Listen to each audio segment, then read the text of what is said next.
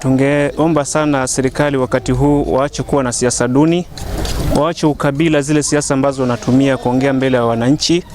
Inasababisha wananchi wanaanza kuuana, alafu kisha wao wanapewa security. Sisi kama viongozi wa Kiislamu katika hii nchi tunaomba sana hawa wanasiasa wasitumie kabila wala wasitumie sehemu kwa katika siasa zao. Kenya ni moja, sisi sote ni wa Kenya na tunataka tudumishe amani wakati wote.